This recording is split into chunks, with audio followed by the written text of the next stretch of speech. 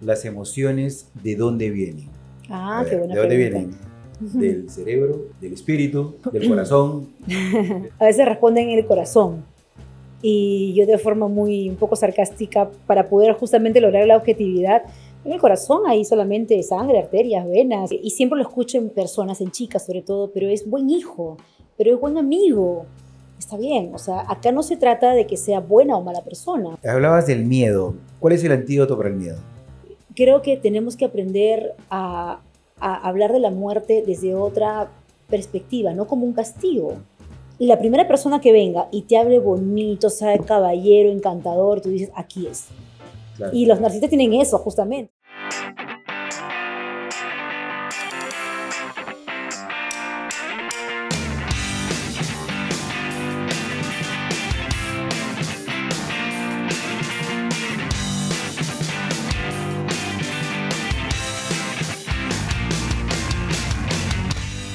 Hola, ¿qué tal? ¿Cómo están, amigos? Soy el doctor Miguel Ángel Hidalgo. Este es un episodio más del Especialista y el día de hoy vamos a empezar un bloque sobre bienestar emocional. Y para esto tenemos una gran invitada, la doctora Lisbeth Cueva. Gracias, doctora, por estar con nosotros. Un fuerte aplauso, por favor. Gracias. Lisbeth, nada más, Lisbeth. Lisbeth, muy bien. Gracias por la invitación. Yo siempre contenta de poder sumar a todo lo que sea la salud y bienestar de las personas. Gracias por estar acá. Y hemos estado conversando un poquito, Sí, ¿no? Tras de cámaras. Y qué importante lo que tú has dicho, ¿no? El ser espontáneo, el ser transparente y estar sin poses, ¿no? ser uno mismo. Ser Creo uno que mismo. es la esencia. Hay un podcast muy interesante que mi esposa lo sigue, que Qué es linda tu esposa. Muy bien. Todos Sanamos. Todos sanamos. Qué hermoso título. Y de hecho que es así. ¿Es posible sanarse emocionalmente? Por supuesto ¿Al que es 100%? posible. Todos sanamos de diferente manera, ¿no? No hay una sanación general para todos. Cada ser humano es un mundo distinto, pero sí logramos sanar, digamos, de una manera que nos permita continuar en la vida. Sobre todo tomando en cuenta el soltar, el aceptar y el perdonar. Ahí va el meollo. ¿Cuál fue el motor y motivo que tuviste al hacer un podcast?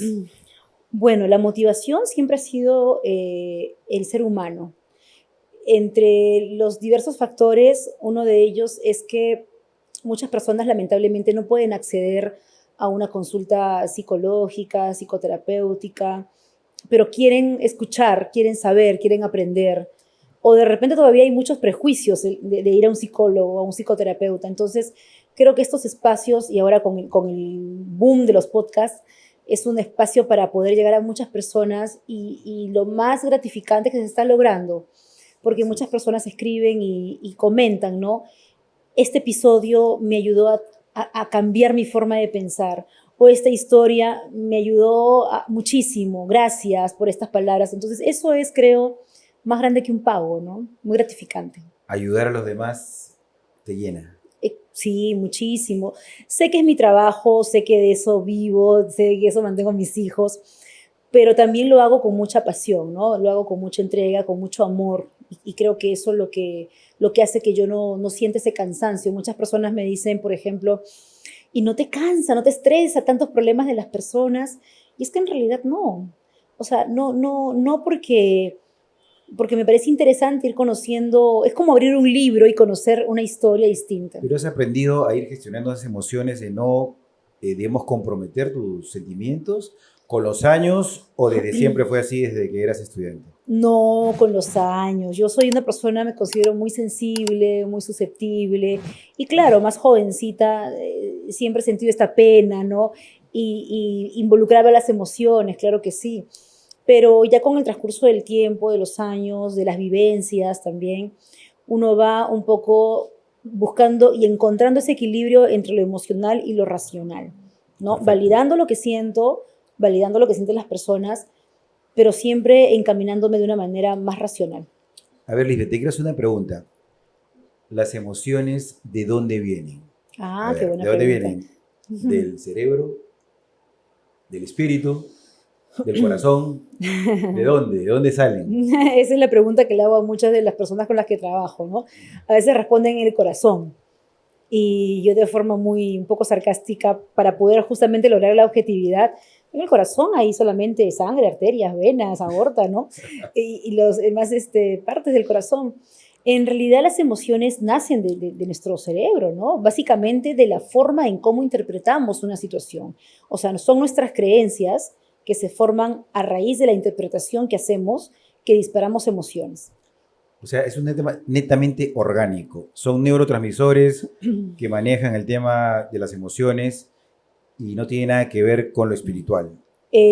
A ver, lo espiritual y las emociones se conectan, o sea, y eso va a depender de cada persona, por ejemplo. O sea, hay muchas personas que se basan mucho en lo espiritual para poder conectar, y está bien, es válido. Hay personas que no necesitan la espiritualidad y se conectan bien con sus emociones, también es válido. O sea, yo creo que ahí radica el respeto al ser humano, ¿no? Perfecto. El considerar, el validar y respetar la forma en cómo cada ser humano piensa, siente y se comporta. La libertad que es parte del amor, ¿no es cierto? Sí, el amor es libertad, el Es amor no es libertad. pertenencia, claro. Ahora, y una pregunta respecto a eso. El amor, ¿qué es el amor? Igual, ¿es una decisión, es un ser o es una emoción o un sentimiento? Bueno, ¿Qué depende piensas? depende de dónde lo ubiquemos. Desde mi trabajo, que yo trabajo mucho con parejas, veo el amor desde una decisión, ¿no? Un amor, el amor en pareja es una construcción, se va construyendo y se va trabajando en el día a día, porque es una decisión, es algo más racional. Yo decido amar a esta persona porque acepto, ¿no? Acepto tanto sus fortalezas como sus debilidades, acepto sus defectos. He aprendido y voy a aprender a lidiar con esa parte que de repente no me agrada porque somos imperfectos, pero estoy decidiendo amar a esta persona. Es interesante lo que dices porque muchas personas piensan que de pronto el amor no es una elección, es un sentir. Y a veces en Exacto. ese sentir podemos confundir un verdadero amor con una ilusión pasajera. Sí, es que las emociones son pasajeras, las emociones son efímeras, las emociones son de momentos. Entonces no hay emoción que te dure así completamente una hora. O sea, puedes estar triste, así triste, triste, de repente 5, 10 minutos, media hora, pero no 24 horas así, de corrido. No, siempre paras y luego te pones triste, paras, o sea, es intermitente. Entonces, la parte racional no, la parte racional es más constante. El otro día escuchaba en una entrevista que te hicieron que tú hablabas de los narcisistas, ¿no? Ser Sí. narcisista, cómo detectar. Ahora, he escuchado mucho a las nuevas generaciones y también en general a todas las generaciones que dicen, oye, esta es una buena persona. Esta persona es realmente un buen ser humano, me cae bien, es excelente. ¿Cómo tú detectas o cómo tú puedes catalogar a una persona como buena verdaderamente? ¿Cuáles son tus señales tú para decir, esta es una buena persona? Eh, ¿Cómo podrías tú definirlo ahí? Depende del concepto de buena persona. Justo hace un ratito que terminaba una sesión, y siempre lo escucho en personas, en chicas sobre todo, pero es buen hijo, pero es buen amigo. Está bien, o sea, acá no se trata de que sea buena o mala persona, porque todos los seres humanos tenemos, como te decía, nuestras cualidades, nuestros defectos, nuestras fortalezas, nuestras debilidades, ¿no? En el caso de algunas personas, de repente, esas debilidades son balas emocionales, son aspectos que van a dañar. Y uno, para poder relacionarse con las personas, yo tengo que conocer qué tanto de sus debilidades o aspectos no trabajados me va a lastimar. Y desde ahí puedo decidir, ¿no? Yo no puedo calificar a las personas como buenas o malas. Creo que todas las personas tienen ese lado que les falta trabajar quizás, que les falta mejorar, y que Ujú. si deciden hacerlo, lo pueden lograr. Ahora, no necesariamente una persona que es atenta, que es amable y te habla bonito, es una persona también buena, ¿no? No No necesariamente, necesariamente. exacto. Como tú decías, los narcisistas. Claro, lo que pasa es que ahí muchas personas, perdón, conectan con los narcisistas porque ahora las personas se apresuran, no solamente jóvenes, ¿ah? También generaciones de los 30, 40 y tantos, se apresuran en estar en compañía.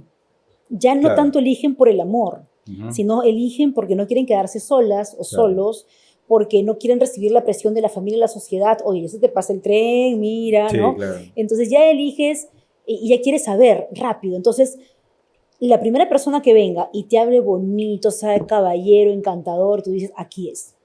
claro. Y los narcisistas tienen eso, justamente, ¿no? Tienen Son ese súper encanto, caballeros. ¿no? Natural, ¿no? Uf, sí, Narcisistas sí. y psicópatas. También, Los sí. psicópatas son, o sea, sería una señal de alerta, un red flag, alguien que te cae demasiado bien de un principio. Justo hablábamos en una entrevista con un diario sobre las señales de una persona violenta, ¿no? Ya. Y le explicaba y le decía, bueno, una de las señales es cuando te encuentras con una persona que es súper, súper extremadamente encantador y que nunca lo habías visto así en tu vida, ¿no? Tú dices, Mm, wow, ¿no? mm. Jamás escuché o jamás vi que fueran tan atentos conmigo. O sea, incluso llegas a decir, esto parece de novela. O sea, qué suerte tengo de haber encontrado un hombre así. O sea, no lo puedes creer. Y es ahí donde caes, ¿no? Ahora, estamos entrando a un terreno que ya de la parte de detectar, ¿no? Estos signos. A los pacientes y los cirujanos también tienen que tener pues su cierta olfato, ¿no? De poder ver si un médico es narcisista, un médico de repente puede ayudar en su proceso de recuperación ante una cirugía. ¿Cuál serían las señales de un médico narcisista? ¡Wow! Qué difícil la pregunta. Bueno, es que el médico igual es un ser humano, ¿no? Igual es un ser imperfecto, igual es un ser... A ver, yo siempre digo algo, cuando uno entra al campo humano, ya sea del amor, amistad, lo que sea, uno deja de ser el profesional muchas veces, Así ¿no? es. O sea, uno ya conecta con ese lado humano, ese lado imperfecto. Yo creo que aquí lo antiético y lo dañino es utilizar tu profesión, Mm, utilizar tus conocimientos o tu posición de médico mm. para aprovecharte de la debilidad de un Para paciente. manipular, ¿no? Exacto, ahí va el tema. Y que hay muchos así, Sí, ¿no? sí, sí. Claro. Yo de hecho conozco muchos cirujanos bien fríos, ¿eh? Fríos, fríos Sí. totalmente, que en una consulta o de pronto al momento de tú tratar con ellos, tú les personas, pues como dices tú, encantadoras, le caes bien a todo mundo, pero tú en el fondo sabes cómo es la persona, sabes la realidad y te gustaría, ves, gritar a los cuatro vientos, oye chicos, cuidado, esta persona no es así como está presentándose, pero claro, uno en una cierta prudencia Ujú. calla y trata simplemente de ver cómo se mueven este tipo de personas. Creo que hay que tener mucho Sí. cuidado con eso y en todo ámbito, ¿no? Y ahí me gustaría agregar algo, Miguel, porque es importante diferenciar el éxito profesional con, con ese lado humano. O sea, no necesariamente porque sea admirado o admirada en su campo profesional, sea médico, sea ingeniero, sea abogado, sea lo que sea como profesión, quiere decir que también va a ser una excelente pareja o un Mm, excelente claro, hermano, o una perfecto. excelente amiga, no necesariamente. Yo tengo muchos casos de esposas, de esposos, de hermanos, de hermanas, que tienen pues este familiar muy exitoso o muy exitoso en su campo profesional, pero que en el ámbito humano ¿Tú crees es muy que dañino. un profesional desordenado en su vida privada puede ser un buen profesional? A veces sí, o sea, ¿por qué? Porque recuerda que en el campo profesional uno se entrena y te perfeccionas en algo que entrenas todos los días. O sea, puedes ser un excelente cirujano, ¿no? Un excelente, no sé, ingeniero o ingeniera, porque todos los días haces el mismo trabajo, te vas perfeccionando, conoces tus procesos, conoces el trato, conoces todo, pero te vas descuidando y alejando de ese lado humano, de esa sensibilidad, de esa empatía. Yo pienso que estoy de acuerdo con lo que dices, pero yo creo que de todas maneras, si esa persona profesional, buena profesional, empieza a desordenarse cada vez más en su vida, de todas maneras, de alguna forma va a poder extrapolar eso a su práctica. Sí, pero también conozco casos en los cuales, que no te digo que son, o sea, a ver, el excelente profesional, estamos hablando en el ámbito de procesos, Ujú. ¿de acuerdo? Puede ser muy bueno o muy buena, pero si le agregas el lado humano, haces un mejor profesional, de todas maneras. Si te quedas solamente con la parte técnica, con la teoría, con tus procesos, es como que quedas incompleto. Y obviamente va a estar un paso más adelante el colega que sí agrega el lado humano, ¿no? Yo Ujú, recuerdo ujú. Perfecto, un perfecto. profesional, un dermatólogo muy bueno, que me decía, Lisbeth, mira, yo te recomiendo si te recomiendo como cualquier dermatólogo, usa esto. Pero yo no, yo veo a mis pacientes como si fueran mis hijos, como si fuera mi hermana, como si fuera mi Familia. madre, entonces te recomiendo lo mejor que es esto. Perfecto. Wow, o sea, qué bueno, ¿no? Que todavía existan profesionales que te puedan orientar desde el lado también humano, ¿no? Sí, pero sigo pensando que no es tan fácil No, saber cuál es la verdadera intención. sí. La intención del corazón la sabe solo Dios. Y a veces no sabes si ni siquiera si en esa buena intención aparente hay un interés también por fuera, ¿no? Ujú. Pero es un tema muy complicado. Hablemos un poquito sobre el tema de la ansiedad, que ahora es una pandemia, ¿no? Pandemia Sí. actual. Hay diversos tipos de ansiedades. La ansiedad, entiendo, el TAG, que es el trastorno de ansiedad generalizado. Hay, bueno, hay fobias, hay ansiedad laboral que tú he visto por ahí que estás haciendo talleres respecto a eso. Sí, sí. Bueno, hay una serie de clasificaciones.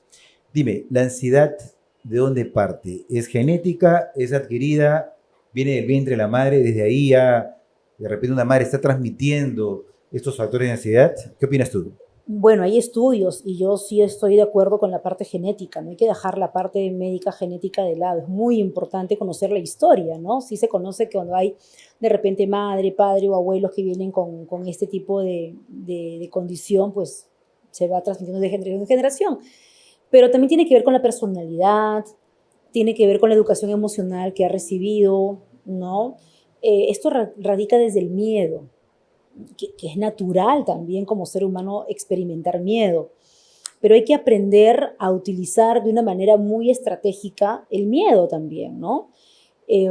Hay casos, por ejemplo, donde yo puedo encontrar, te hablo de mi práctica profesional, encuentro ansiedad, trabajamos la ansiedad, podemos bajar la ansiedad hasta un 50, 40, pero siempre va a haber esos residuos, ¿no? Porque de repente viene de la parte genética, porque de repente viene de eventos traumáticos muy marcados, y uno tiene que aprender a convivir con eso. Uno tiene que aprender a ser amigable con la ansiedad en algunos casos, no en todos. Te voy a hacer una pregunta y espero que no seas políticamente correcta. No. Qué más eficaz? ¿La psicoterapia o los fármacos para controlar la ansiedad?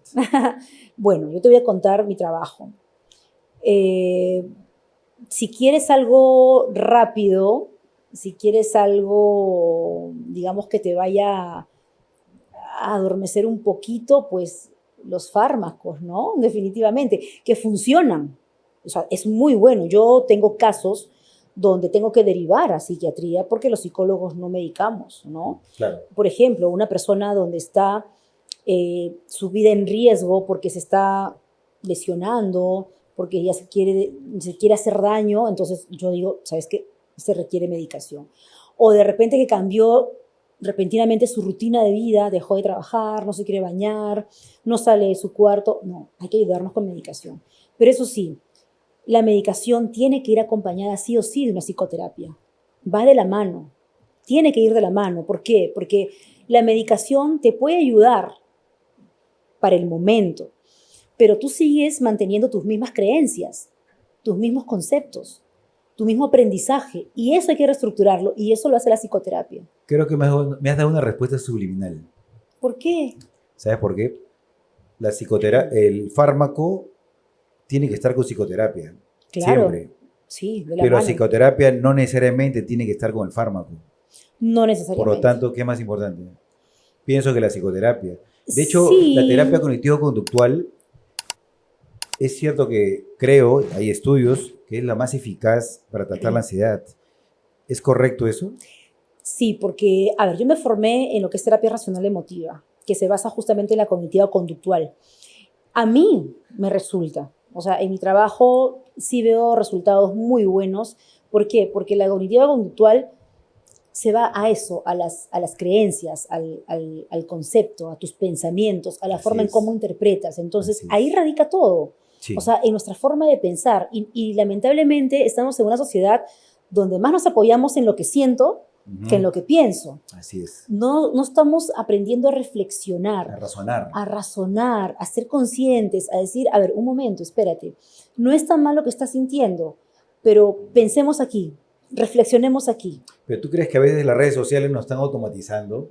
O sea, a pensar en un segundo, a no razonar y a ver esta noticia, esto es cierto, y entramos en una especie de perder la capacidad de análisis de pronto, ¿no? Sí, es que Es una cosa estamos, increíble. si te das cuenta, hay mucho contenido donde solamente recibes información. Mira, pasó esto, pasó lo otro. Ay, me han contado que tal persona sale con otro. Ah, que terminó. O sea, estamos siendo receptores de información. Ok, pero no hay espacios que nos lleven al otro lado, a la devolución. Ok, ¿tú qué piensas? ¿Tú qué opinas? ¿Qué te parece a ti? ¿No? ¿Cuál es tu punto de vista? ¿Estás de acuerdo? ¿No estás de acuerdo? ¿Qué puede estar pasando aquí? ¿Por qué reaccionó así? ¿Por qué crees que está en esta posición? O sea, no llegamos a ese espacio. Es interesante todo lo que comentas, Lisbeth. Bueno, respecto al tema de la ansiedad, bueno, es un micromundo, ¿no? Es un micromundo, va de la mano también con la depresión. Sí. ¿Qué opinas de los suplementos? ¿Ayudan? Porque tenemos el tema del omega 3, que he visto estudios sobre eso, el tema del magnesio, ahora está saliendo la vitamina D también, los probióticos, que se ha visto que, yo me quedé sorprendido, el 95% de serotonina sale en el intestino y el 5% del cerebro. ¿Qué opinas respecto a eso? Bueno, a mí también lo he ¿Lo has usado para escuchado. con tus pacientes? No, no, no, no, no, no, no, no, no, no. Yo trabajo con lo que me he entrenado, lo que me funciona y lo que sé. Sin embargo, tampoco me cierro a ciertas alternativas que las personas puedan utilizar, ¿no? Cuando me preguntan, ¿puedo tomar esto? ¿Puedo hacer? Mira, yo no soy quien para prohibirte algo. Adelante. Tú vas a comprobar si te funciona o no. Si te funciona, excelente. Si no te funciona, dirás aquí nomás. Porque recuerda, y yo parto de aquí, de que cada ser humano es un mundo distinto. Sí, Todos reaccionamos diferente sí, a ciertas cosas. O sea, por ejemplo, los probióticos le puede caer muy bien a X, pero le puede caer pésimamente a Y. Entonces, es está bien. correcto, O sea, es es el ser correcto. humano. Entonces, cada ser humano es un mundo distinto. Lo que le puede funcionar a uno, quizás no le funciona al otro. Y está bien. O sea, yo particularmente tengo esa filosofía de trabajo, ¿no? Siempre estoy abierta, O sea, hazlo, podrías trabajar inténtalo. perfectamente con medicina alternativa, con Sí, un plan integrado, ¿no? Con sí. psiquiatría, etcétera. Sí, No claro. tienes problemas en derivar de No, es repente. más, yo te comento, Miguel, algo que considero muy importante. Cuando vienen, sobre todo mujeres, hombres también, en el caso de las mujeres, por ejemplo, con un tema emocional, con un tema de repente de sobrepeso, un tema de sensibilidad, de depresión, yo lo que automáticamente pido, mira, necesito un examen médico. Necesito que te hagas un examen de hemoglobina, de TSH, quiero ver tu tiroides, ¿no? Perfecto, Quiero ver todo tu examen médico, cómo estás. ¿Por qué? perfecto. Porque eso me va a ayudar a mí a cómo direcciono mi terapia. Mira, lo que has dicho es fundamental y me robaste la pregunta. Yo te iba a decir cómo disciernes que no es orgánico y es emocional. Claro, yo no Porque, descarto la medicina, o sea, me ayuda muchísimo. por ejemplo, muchas veces un cáncer que está iniciando puede generarte ciertos síntomas depresivos, falta Claro, de apetito, baja de exacto, peso, una serie de cosas. También, inclusive, tumores cerebrales. totalmente. Entonces, realmente no es tan fácil el mundo de la medicina No, emocional no. porque hay muchos factores que pueden Claro, condicionar yo eso. creo que el profesional no puede ser autosuficiente. O sea, tenemos que trabajar en equipo, tenemos que ayudarnos de otras especialidades. Yo he tenido casos donde, por ejemplo, han ido, no, pero doctora, pero sí, sí, es muy importante. Puede ser un tema de tiroides, no sabemos, ¿no? Y tu problema para bajar de peso puede ser Y por te has ahí. encontrado con la tiroides. Claro, entonces vienen, "Ah, Hipotiroidismo sí, sí, o tenía, hiper. no sabía esto, ¿ves? Entonces ya tienes tu tratamiento, ya sé cómo manejar el Perfecto. tratamiento terapéutico, ¿no? Pero qué bueno que lo tomes así, porque de hecho muchos psicólogos de pronto no lo hacen y se centran en la parte emocional. ¿Qué es lo que pasa con los médicos? Mira, yo Ujú. lo que he descubierto en casi 20 años que me dedico a estos temas de la cirugía, etcétera, es que muchas de las cosas y muchos de los problemas que hay de enfermedades son componentes psicosomáticos. Ujú. Es más, te diría que una muy buena parte. ¿Ah? Hay mucha gente, por ejemplo, que me dice, viene, ¿no? Y me dice, doctor, me duele esta zona de la nariz, me duele terriblemente, que esto que el otro. Y he ido a 10 lugares y al final es un trastorno psicosomático. Mm. Lo mismo he visto con gastritis. Bueno, yo no me dedico a eso, pero sé por amigos, por familiares, que muchos trastornos son psicosomáticos y los médicos nos olvidamos que hay un componente emocional que Sí. también no podemos descuidar.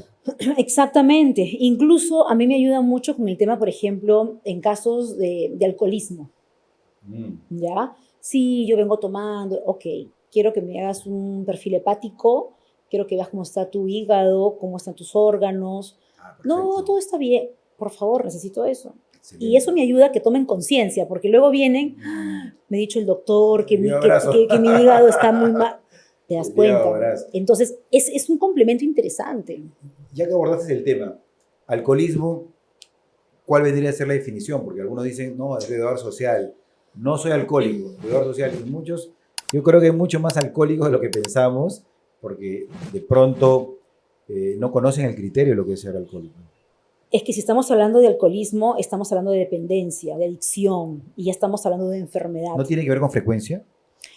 Tiene que ver con frecuencia, pero tiene que ver también con que ese comportamiento o esa frecuencia ya está afectando tu vida familiar, tu vida personal, tu vida laboral, Es un conjunto, ¿no? entonces. Es todo un conjunto, claro, Perfecto. claro, por supuesto. Si ya afecta tu vida familiar, que es lo más clásico, ya, o sea, alerta, ¿no? Ten cuidado. Vamos a abordar sobre algo importante, el síndrome dismórfico. Ya, Y es sí, porque es algo que está orientado a mi área. sí. Mi pregunta es la siguiente. ¿Te ha tocado tratar síndromes dismórficos referidos en Sí. relación con cirugía estética? Por rinoplastías, por ejemplo. No tanto con cirugía estética, sí he tenido casos de chicas jovencitas, chicos también jóvenes. Mi hijo, te cuento que él me enseñó este término que yo desconocía, porque él siempre ha sido muy delgadito, entonces mira. no le gustaba. Entonces él empezó a entrenar, empezó a trabajar su cuerpo. Yo le decía, espérate, crece más, estás desarrollándote. Nada de gimnasio muy adolescente porque estás creciendo. Lo tuve que llevar a médicos para que le den también la opinión médica y no sea la opinión de la mamá, que es la aburrida. Claro, claro. Entonces empecé a entender de que, él me decía, ¿no? Yo tengo esta dismorfia, mamá, yo me veo muy delgado. Y lo entendí porque él estaba ensanchando y se veía delgado. Y está pasando mucho ahora, ¿no? Sí. Yo creo que hay mucha presión con el tema del Instagram, con el tema del Sí. TikTok, con el tema de los influencers, Exacto. los cuerpos exacto. perfectos, el culto al Sí, cuerpo. sí, pero y él se sentía muy delgadito también. Bueno, yo como madre de repente lo veía en un cuerpo normal, ¿no? Pero como es alto, Claro. pero el tema, yo le decía, lo tomaba como referencia, hijo, pero es que tus amigos en ese momento del colegio son más gruesos que tú, tienen otra contextura, eso es genética. Tu papá también era así como tú, era alto, era delgado, ¿no? Vas a seguir desarrollándote. Hay personas, cuerpos que van desarrollándose mucho más rápido, otros toman tiempo, estás creciendo, pero sí es un tema que preocupa a muchos jóvenes, tanto hombres y mujeres. ¿Tú crees que las personas que quieren operarse muchas veces o que se buscan la perfección en la cirugía estética tienen un rasgo dismórfico o no necesariamente? Sí, puede que sí, se tome en cuenta, claro. O sea, cuando uno se hace dependiente, y conozco casos de cirugías, porque empiezan con una simple cirugía, de repente me opero la nariz, de pronto me pongo labios, ahora quiero hacerme las orejas porque las veo muy grandes, de pronto me quiero estirar un poco los ojos, de pronto, o sea, ya empiezan a... Un círculo vicioso, ¿no? Totalmente, o sea, ya van encontrando cada defecto en su cuerpo. Tiene que ver con dismorfia quizás, pero tiene que ver también con autoaceptación, ¿no? O sea, no me acepto tal como soy yo, porque es un cambio ¿Estás en radical. contra de las cirugías estéticas? No, ¿O no, depende? no, no, Depende. no, no, no.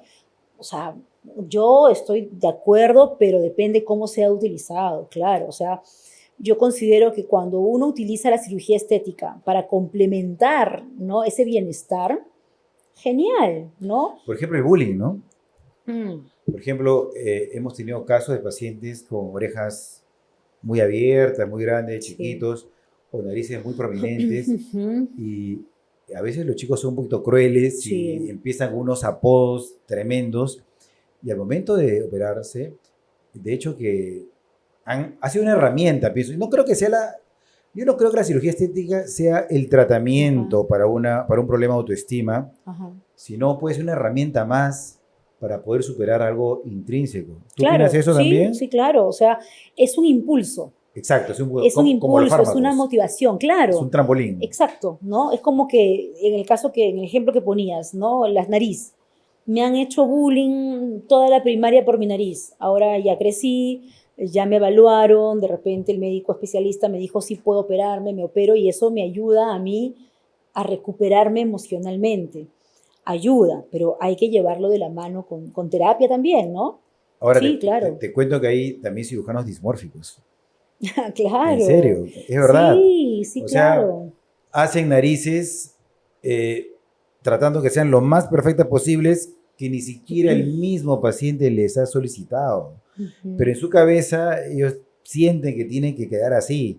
Y no hay forma de hacerles entender que el paciente quiere menos de lo que tú estás queriendo obtener en el resultado. Exacto. Entonces, de pronto también pasa mucho en los profesionales. Y de Sí. repente se sienten presionados también por el tema de las redes, por el tema de las tendencias, etcétera, etcétera. Ujú. Cuéntame un poquito sobre, ¿tú qué opinas respecto a eso? ¿Puede darse estos síndromes en los profesionales de la salud? Claro, recuerda que son seres humanos, ¿no? Pero sí es importante desligarse y desprenderse de tus deseos que siempre has tenido como persona y un poco yo creo que es tomar decisión en función de lo que la persona, el paciente está buscando, ¿no? En mi caso como psicoterapeuta, por ejemplo, es muy parecido. Yo no voy a orientar o yo no voy a encaminar una terapia en función a mis experiencias vividas, por ejemplo, ¿no? O sea, Claro, me fueron infiel y yo por eso no voy a decir todos los hombres son infieles. todos son iguales, sepárate, no, ese no sirve para nada, es un tal... No, o sea, eso es antiético. No puedo hacer eso. Hablabas del miedo. Eh, ¿Cuál es el antídoto para el miedo? Es que no hay antídoto para el miedo. El miedo es una emoción. O sea, y hay que aceptarla como emoción. Hay que conectarse con el miedo. Ahí yo siempre dejo un ejercicio muy bonito, tanto en niños, adolescentes y en adultos, ¿no? Para que los papás lo hagan con los niños de repente incluso, que es empezar a hablar con tu miedo. Hay que ser amigable con tu miedo. El miedo toma poder sobre ti cuando te ve en silencio, cuando no hablas, cuando no expresas. Entonces el miedo se apodera de ti y gobierna en ti. Pero si te hablas con tu miedo, verbalizas y dices, bueno, miedo, por ejemplo, en una exposición en la universidad, ¿no? Bueno, miedo, por favor, voy a exponer, sé que estás aquí, ponte a mi lado, no te pongas delante mío, después vamos a encontrarnos nuevamente, ahorita necesito estar tranquila o tranquilo, voy a exponer, necesito hacer una buena exposición, por favor, no me molestes. O sea, este diálogo que puede parecer muy, muy gracioso ayuda Puede dar, a ¿no? controlar muchísimo el miedo. Yo leí una vez un filósofo que dijo que el antídoto del miedo era el amor, Ujú. pero no el amor que queda en uno mismo, sino en el bien común. Y de hecho, a mí me ha pasado muchas veces, cuando me he invitado a conferencias, que a veces me ha tocado pues hacer una conferencia a 2000 personas, a 1000 personas, etcétera. Y claro, uno siempre siente un poquito de depresión, ¿no? Pero uno dice, no, esto lo voy a hacer por, por esta meta y no solo por mí, sino por el bien común. No sé, siento que me funciona, ¿no? De repente no le funciona a otras personas, pero siento que ese amor, pensando en los demás, hace que tú superes ese miedo. Es como lo que pasa con las madres, ¿no? Las madres cuando están embarazadas y tienen una complicación en ese momento al dar el parto, están pensando en ellas, ¿no? Están pensando en el hijo, ¿no? En que se salve. O sea, el miedo a la muerte se les va. Sí. Por eso yo creo que por ahí también puede ser una respuesta, ¿no? Sí, es que el miedo es parte de, o sea, no nos pueden anular el miedo. Hablas una palabra muy bonita y muy potente, que es el amor. El amor sana y el amor no solamente es el mejor antídoto para el miedo, el amor es la mejor medicación para el ser humano. Cuando yo trabajo con familias, con padres, cuando voy a colegios, a hacer escuela de padres, yo les digo, aquí la receta es el amor. O sea, aquí tu receta es el amor a tus hijos y el amor no solamente en dar lo que te piden, el amor del contacto, el amor de palabras, el amor del tiempo, el amor de me siento orgulloso de ti, el amor de no pasa nada, estoy contigo, el amor de esa paciencia y tolerancia, ¿no? O sea, el amor, no sé, no te imaginas, es la mejor cura para el ser ¿Cómo humano. piensas que un paciente, en general, cualquier tipo de cirugía, puede superar el miedo a operarse al enfrentarse a una cirugía? ¿Cuál podría ser la fórmula? Bueno, primero que el miedo es válido, como siempre nos dicen los médicos, ¿no? Una operación, por más simple que sea, es una operación. Tiene que ver mucho Con la muerte, Miguel, no estamos acostumbrados a hablar de la muerte. Vemos la muerte como algo malo, como un castigo incluso, ¿no? Y creo que tras la pandemia, la muerte ha sido algo muy constante y En muy nuestro presente. país, sobre Sí, todo, sobre todo murieron aquí en muchísimas Perú, personas. exacto. Entonces, creo que tenemos que aprender a hablar de la muerte desde otra perspectiva, no como un castigo, ¿no? Sino como la etapa final de la existencia del ser humano. Entonces, frente a una cirugía, el miedo es válido, pero creo que también depende mucho del cirujano, o sea, toda la fortaleza y la seguridad que le dé a su paciente, ¿no? Sí, Eh, por ejemplo, mi mamá fue operada del corazón, le pusieron una válvula ya. hace 6 años. Ujú. Y a mí me gustó mucho porque el cirujano entró un día antes y le explicó todo lo que iba a pasar Ah, mira, en el Seguro Social.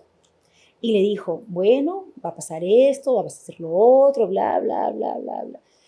Entonces mi mamá se sintió más aliviada porque sabía todo lo que iba a pasar. O sea, el doctor le dio seguridad, qué importante, ¿no? totalmente. Pero qué importante que lo que tú me estás diciendo, yo lo extrapolo a las familias también. Qué importante que Sí, un padre o una madre le dé esa seguridad al hijo también. claro, Tranquilo, hazlo, todo va a estar bien. exacto. Esas palabras son fundamentales. Y también, obviamente, en los médicos, como dices tú, ¿no? Exacto, o sea, el médico tiene un poder en su palabra increíble. O sea, así como de repente el psicoterapeuta, el También, psicólogo, porque, claro, tú claro, o sea, mismo, lo que dice el profesional de la salud es muy potente, es potente. totalmente potente. Por eso a veces yo digo, hasta el maestro, ¿no? A veces yo digo, ¿cómo un médico va a decirte tienes cáncer cuando no hay estudios? Cuando no te... Tengo personas Sí, y los alarman. puedes hacer daño, Por supuesto, o sea, esa claro, persona, tú no sabes si sale a tu consultorio y pone en riesgo su por vida. supuesto. Claro, entonces eso hay también, ¿no? Sí, sí, no, sin duda que la palabra tiene poder, Mucho poder. mucho poder. Ujú. Hay que tener mucho cuidado con lo que uno dice, con lo que uno piensa, cuidar sus emociones, ¿no es cierto? Así es, cuidar el bienestar, la estabilidad. Yo quería comentarte sobre eh, cuáles son tus miedos, o dando un poquito, si me permites, a Lisbeth persona.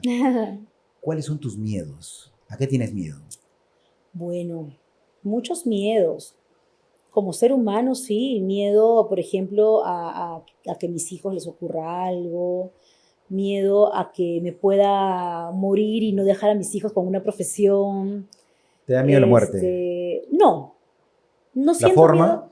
tampoco. Tampoco. Yo te cuento algo muy personal. Mi padre fallece hace 5 años y cuando siento, o sea, veo que mi padre muere, es un dolor muy duro y desde ese momento yo le entregué la vida de mi madre, de mis hijos y la mía a Dios. Entonces yo le entregué, te dije, Dios, hasta el día de hoy, hágase tu voluntad. Mi madre le acaba de dar un ACV hace unos meses, y están terapias, pero todos los días le digo, Señor, hágase tu voluntad. Si voy a tener que pasar un dolor, lo voy a aceptar, pero sé por qué me lo mandas. Increíble. Siempre tengo esta frase en mi mente de que hay que aprender a soportar el dolor para luego disfrutar el propósito, porque siempre hay un mensaje detrás. Entonces, yo le digo a mis hijos, yo no tengo miedo a quedarme de repente sola o que ustedes hagan sus vidas, no le tengo miedo, o sea, disfruto de la vida ahora de una forma distinta, diferente.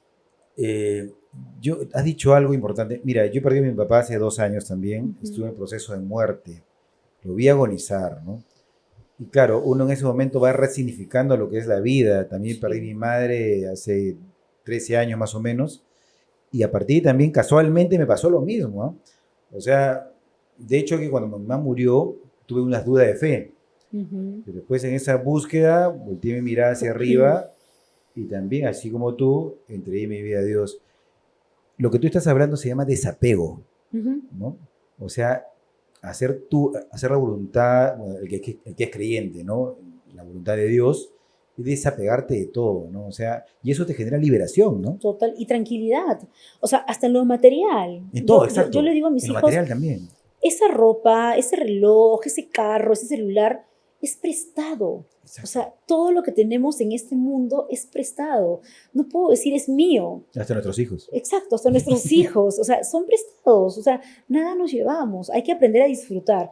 Mi mami, con lo que te cuento, siempre sensible porque obviamente un diagnóstico, una condición así, Claro, siempre toca, ¿no? Y le digo, sí, mamá, olvídate. O sea, vivamos hoy. un día a la Hoy estás vez. con nosotros, hoy estamos juntos, hoy disfrutas de tus nietos, de mí, de la vida, de Dios. Hoy. Yo no sé qué va a pasar mañana, no me importa qué va a pasar mañana, pero hoy estamos aquí y podemos sonreír, podemos abrazarnos, podemos besarnos. Y qué importante lo que dices, porque la gente es feliz en las pequeñas cosas, ¿no? En lo simple y Totalmente. sencillo. Así es. Yo creo que cuando uno es más jovencito cree que es feliz en el éxito profesional o se ve con mucho dinero, Exacto. famoso, pero luego que de alguna manera lo obtienes, muchas veces te sigues sintiendo vacío y te vas dando cuenta que no es el camino, Así es. que el camino está más allá de lo que pensabas. Y ahí es Ujú. cuando uno se vuelve más profundo. Totalmente, claro, a valorar las cosas más simples, ¿no? Más sencillas. Y Yo- eso les dejo yo como tarea a mis hijos también. Lionel Messi, que es tan famoso, tiene tantos millones de millones, pero yo veo que él trata de sentir esa felicidad en lo más simple, como jugar pues, con sus hijos, un picadito que le llaman los argentinos, ¿no? Una pichanga, Ujú. ¿no? Y cosas así, ¿no? Compartir momentos, prepararles la leche, qué sé yo. Entonces, o sea, subliminalmente también él nos va dando ese mensaje que realmente en las pequeñas cosas está la felicidad verdadera, que es la paz interior, ¿no? Tú hablabas de Exacto. algo, la paz yo creo que es la verdadera felicidad. Sí, yo también, o sea, y es más, yo construí y construyo mi felicidad en esa paz interior, en ese desprenderme, en ese perdonar, en soltar los pensamientos de justicia, ¿no? Porque a mí no es justo, muchos años viví con ese pensamiento, pero ya, Te yo pasaron todo, cosas difíciles, ¿no? mucho, Sí, sí, mucho, sí, muchas cosas duras en estaba realidad, sabiendo eso, sí. pero que yo llegué a un momento en que le entregué acceso a Dios. O sea, te entrego mi dolor, te entrego mi daño, te entrego mi justicia, no para que hagas tu justicia, tú lo harás si crees conveniente o no, pero ya quiero soltar. Y cuando suelto, es como que una tranquilidad, ¿no? La libertad, Increíble. ¿no? Sí, Te dejas llevar. Yo no sí, sé, espero no pasar por ese sabor amargo de perder un hijo. Debe sí, qué ser difícil. terrible. Sí, Obviamente hay que tener desapego, ¿no? Porque no son nuestros hijos, son hijos de la vida, así de es, Dios. así es. Pero yo tuve, te cuento, una experiencia de uno de mis mejores amigos, si no es mi mejor amigo de la universidad, falleció muy temprano y, y sentí el dolor de su familia, ¿no? De su padre, su madre, que lograron superarlo. Yo siento que a través del amor a sus otros hijos, a sus nietos, pero qué difícil, de verdad.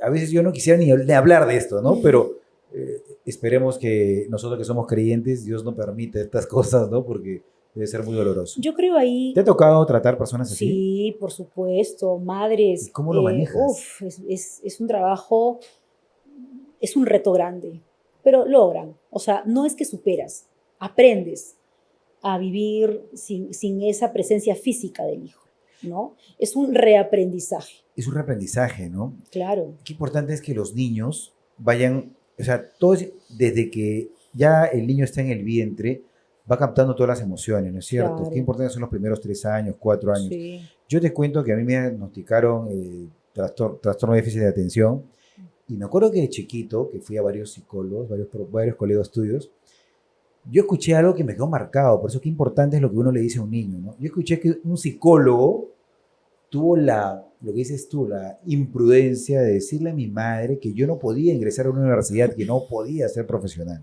Mm, Entonces yo habré escuchado a los 8 años, 9 años eso. Cuando escuché eso, yo de verdad me afectó. Pero al mismo claro. tiempo dije, voy a demostrarle a este señor que está equivocado, ¿no? Y mire, terminé siendo médico, ¿no? Agradecele. Entonces, le agradezco, fue Es tu mi impulso, impulso, mi claro, impulso. Pero así es. te vuelvo a comentar que son cosas que suceden, ¿no? Y por eso que no hay que tener ese cliché que una persona que tiene un problema de repente, no sé, autista, Asperger, TDA, como se llame, tenga por qué neutralizar su vida, ¿no? Claro, por supuesto. Es más, y esto para todos los maestros, ¿no? En el aula de clases uno también a veces puede meter la pata, ¿no? cuando hay maestros o maestras que dicen, su hijo es hiperactivo, pero no hay una evaluación, ¿dónde está el equipo multidisciplinario? No. O sea, uno como maestro puede decir, mire señora, yo le recomiendo que lleve a su hijo a evaluación porque veo estas características, pero no podemos lanzar un diagnóstico porque Por yo lanzarlo. creo, exacto, Mucho cuidado. su hijo tiene TDA, porque no me atiende en las clases. No, o sea, señora, de repente veo esto, Con calma, ¿no? haga ver a su hijo, que lo evalúen. Claro, no lanzar, no etiquetar, en otras palabras. No hay que etiquetar a los chicos ni al ser humano en sí. Bueno, cuéntame un poco de alguna anécdota que has tenido. Yo te cuento algo. Larco Herrera. Yo Ya. estuve en Larco Herrera, obviamente como estudiante de medicina, y vi cosas impresionantes ahí que me quedaron marcados hasta ahora. ¿Tú has estado también en el Arco Herrera? Claro, como estudiante. Sí, como estudiante. sí, me has hecho acordar algo, te cuento algo muy rápido. Estaba, creo que ya en los últimos ciclos, y un profesor nos manda al Arco Herrera a poder recabar historias, ¿no? Y nos dijeron, bueno, tienen que venir con el cabello amarrado, ¿no? Ciertas cositas. Entonces, ok, vamos. Y mis amigas tenían miedo. No, vamos, tenemos que ir porque tenemos que aprender y ver. Entonces entramos y viene un doctor, ¿no? Y dice, doctor, buenos días, somos de la universidad tal, somos alumnos del ciclo tal, venimos de parte del profesor tal. ¿Qué van a hacer, chicas, chicos? Bueno, queremos hacer esto. A ver, un momento, ¿pero qué más? Y nos empezó a preguntar, a interrogar todo. Y yo le respondía y mis amigas estaban con miedo, pero yo era la que estaba hablando, sí, bla, bla, bla. Entonces, pero tenemos que avanzar. Y viene la enfermera y le dice, paciente tal, vaya a su pabellón. Y era un paciente Qué buena. vestido de médico. Tú Imagínate. sabes que te pusieron. Claro, yo estaba Oye, que pero me... esas historias son verdad, ¿verdad? Sí. Suceden bastante, en serio. Sí, fue No, un chi y una mis amigas se mataron de risa. No, sí, a nosotros también nos han pasado cosas, pero más tremendas que no creo que se puedan decir en cámara, es la verdad. Pero, o sea, las personas que tienen esquizofrenia, pues en sus pabellones hacen cosas, a veces hasta actos sexuales, Sí. y tú estás ahí, claro, no, te está enseñando el médico, el psiquiatra, ¿no? Estás rotando ahí, y de repente comienzan a hacer a tu costado cosas, y las chicas están como, ay, que esto, que lo otro, Sí. y no saben cómo manejar la situación, ¿no? Claro. Pero sí, es una cosa muy, muy tremenda, muy tremenda. Claro, porque Porque ellos no tienen conciencia. No, pues hay enfermedad, es una enfermedad. Actúan, Exacto. actúan, digamos, por instinto, ¿no? Así es, Por instinto así es. total. Así es. Sí, bueno, es parte de ella. Hay tantas historias en realidad que contar, ¿no? Bueno, mi querida Lisbeth, de verdad que me encantó conversar contigo. Gracias, Miguel. Ahora ya sé que todos sanamos. Todos sanamos. Y el amor sana. Y el amor sana. Y el perdón, ¿no? Y el perdón libera. El perdón libera. Y que la libertad es parte del amor. Entonces hay que tener mucho cuidado con las personas que nos rodean, con las cosas que decimos y también mucho cuidado con las personas que conocemos. Así es. Hay que saber elegir, hay que saber de quiénes nos rodeamos y qué información escuchamos también. Gracias por tu testimonio, gracias por tus consejos y por tu orientación. Y un fuerte aplauso para ti. Gracias, Miguel. Gracias.